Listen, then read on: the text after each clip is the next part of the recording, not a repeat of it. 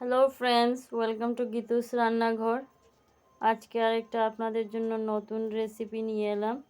আজকে আমরা বানাবো ফরাস বিচির ডাল সবজি দিয়ে। আর এই রেসিপিটা আপনাদের সাথে কিভাবে বানাবো এটাই শেয়ার করব। তাহলে দেখুন আমি কিভাবে এই রেসিপিটা বানাবো। আর এই রেসিপিটা বানাতে কি কি সবজি লাগে তাও আপনাদের সাথে শেয়ার করব।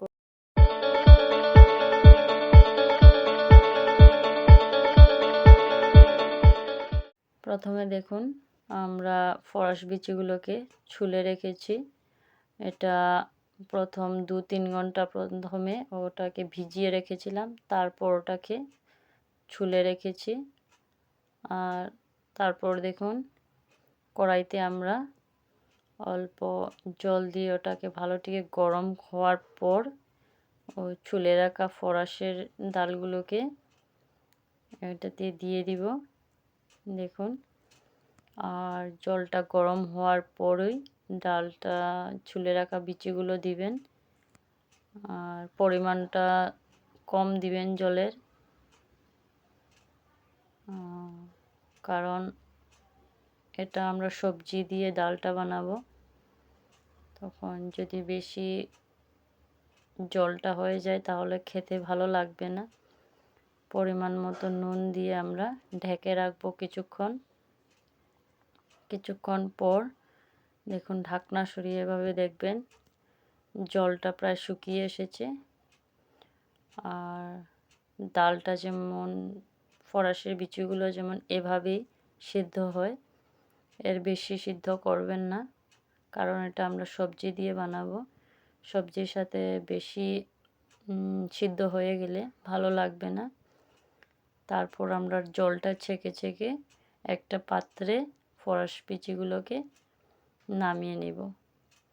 আর যে বাকি যে জলগুলো রয়েছে ওটাকে আলাদা একটা পাত্রে আমরা ওটাকে নিয়ে নেব। দেখুন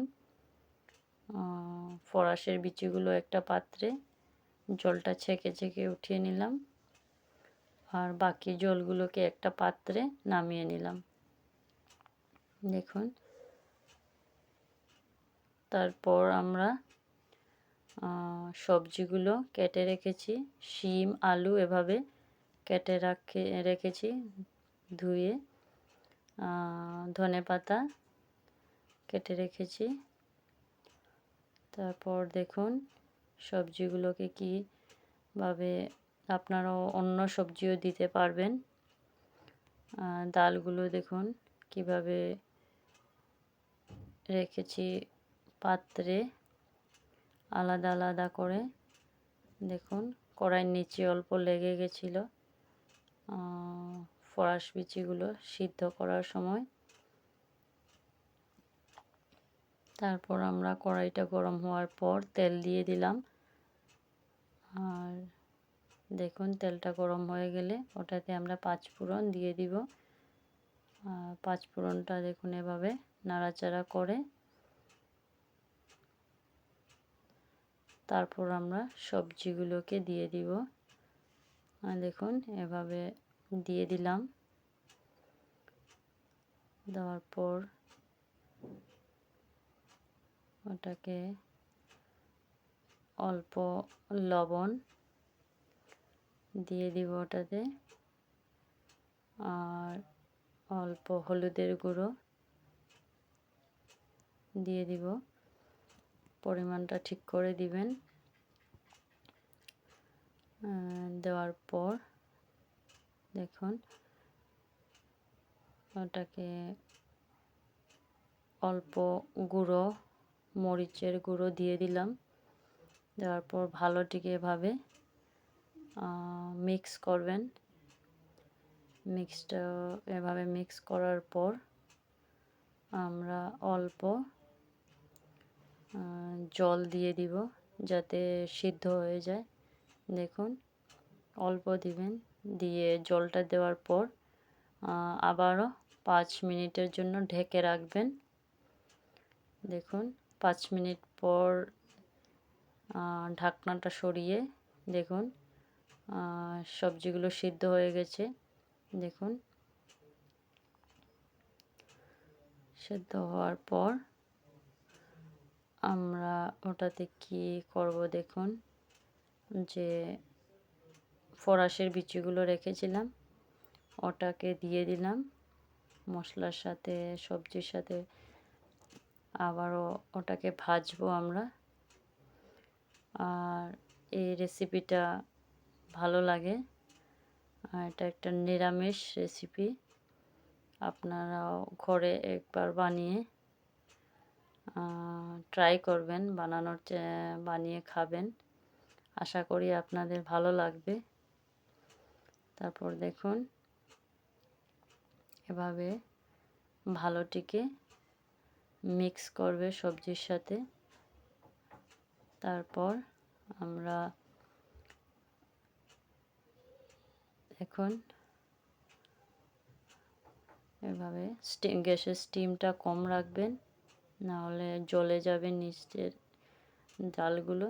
দেখুন যে পাত্রে রেখেছিলাম ডালের জলগুলো, ওইগুলো দিয়ে দিলাম দেখুন। আর খেতে খুবই ভালো লাগে। এটা আপনারা একবার, আবারও বলছি, ঘরে ট্রাই করবেন। পরিমাণ মতো আমরা যার যেরকম এভাবে ডালের পরিমাণটা দিয়ে দিবেন, জল পরিমাণ মতো। তারপর দেখুন আমরা ওটাতে একটা টমেটো কেটে দিয়ে দিব, যাতে কালারটাও সুন্দর আসে আর খেতেও খুব ভালো লাগবে। একটা টমেটো এভাবে কেটে রেখেছি, আর কাঁচা লঙ্কা এভাবে দিয়ে দিলাম। দেওয়ার পর টমেটোগুলো এভাবে দিয়ে দিব। আর দেখুন অল্প এভাবে নাড়াচাড়া করবেন। আর এখন গ্যাসের স্টিমটা বাড়িয়ে দিবেন। তারপর আমরা কেটে রাখা ধনেপাতাগুলো দিয়ে দিলাম। এই দেওয়ার পর এটার যে একটা গন্ধ, এটা খুবই দারুণ একটা গন্ধ, খুবই ভালো লাগে। ধনেপাতা দিয়ে দিলে যে কোনো সবজির টেস্টটাই আলাদা হয়ে যায়। দেখুন একটা পাত্রে নামিয়ে নিলাম। দারুণ একটা রেসিপি ফ্রেন্ডস, আপনারা একবার ঘরে ট্রাই করবেন। তাহলে রেডি রেসিপি।